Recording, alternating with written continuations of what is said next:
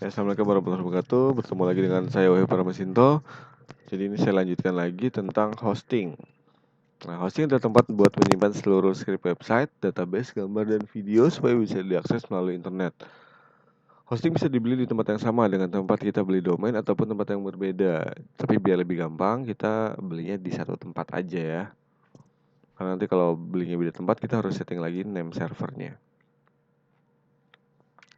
Kemudian milih hosting. Nah, sebelum milih hosting kita harus sudah tahu nih, kita itu mau bikin website buat apa sih? Ya, apakah misalkan kita mau bikin blog pribadi atau cuma sekedar buat tugas aja, ya, atau mau bikin toko online, mau bikin portal berita. Nah, itu kita harus sudah tahu tuh ya mau bikin apa. Ya, karena ini berhubungan dengan kuota. Nah, beli hosting itu ada kuotanya buat penyimpanannya ya. Kalau misalkan cuma buat tugas aja ya udah beli yang kecil. Ya, atau misalkan mau bikin toko online. Nah, tergantung nih toko online nanti bakalan banyak produk nggak? Oh, bikin toko online produknya cuma 10 dan mungkin nggak nambah-nambah gitu ya. Itu beli aja yang space-nya kecil. Kalau misalkan mau bikinnya portal berita. Wah, portal berita itu tiap hari harus diupdate. Ya, tiap hari harus diupdate, maka ini pilih yang space-nya besar. Ya, walaupun nantinya sebenarnya bisa di-upgrade ya. Begitu di tengah jalan, wah space-nya kurang nih, kita bisa upgrade. Gitu. Nah, kuota ini juga berhubungan dengan biaya. Ya, semakin besar kuotanya atau kapasitasnya, maka harganya makin mahal. Ya sama kalau kita beli flash disk ya. Flash disk ukuran misalkan 4 GB itu pasti lebih murah daripada yang 8 GB. 8 GB lebih murah daripada 16 GB dan seterusnya. Oke, yang kedua pilih hosting dengan bandwidth cukup. Pilih hosting dengan bandwidth yang cukup. Jadi setiap kali orang buka website kita itu akan memakan bandwidth dari server kita. Ya.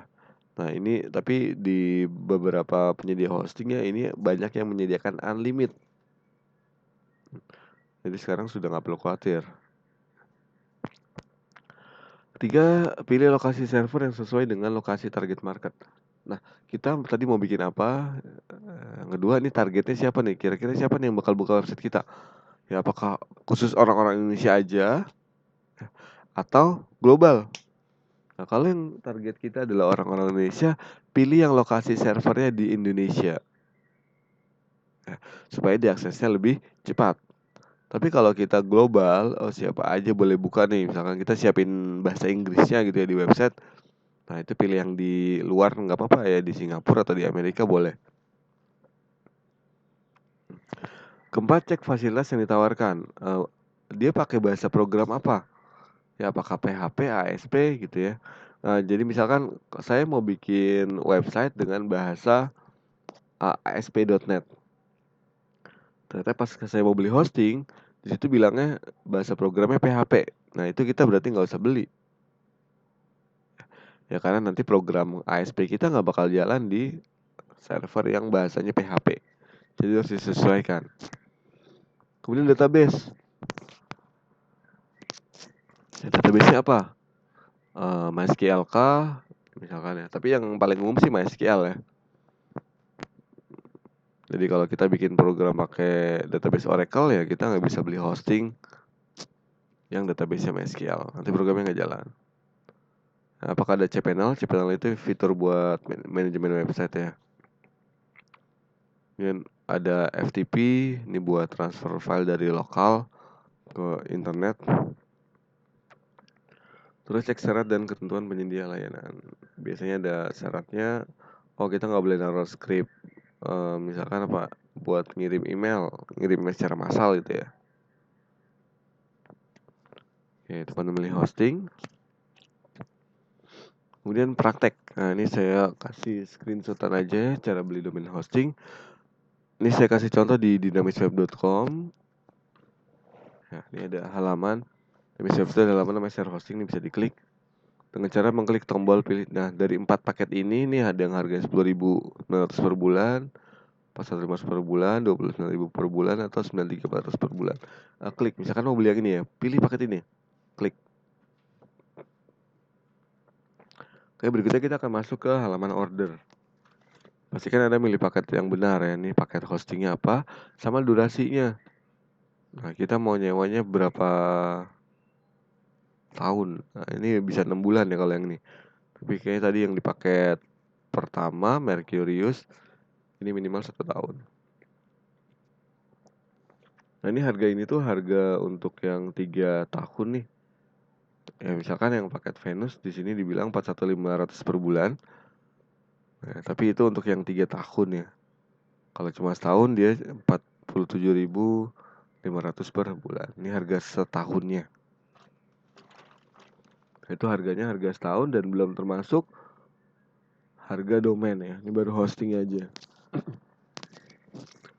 Terus setelah dipilih yang ini, ya di bawahnya ada pilih domain baru. Nah, kita sekalian beli domain di sini.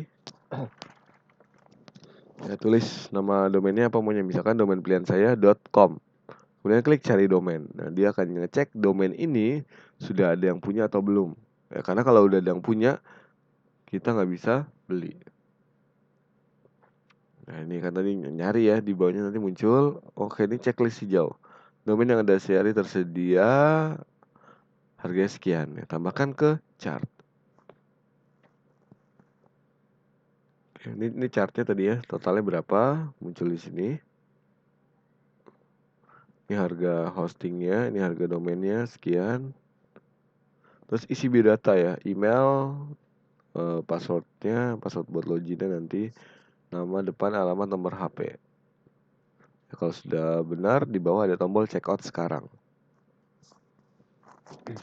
Nah, itu selesai, kita sudah bikin pesanan, nanti akan dikirimkan email isinya akun baru telah dibuat dan tagihan telah dibuat.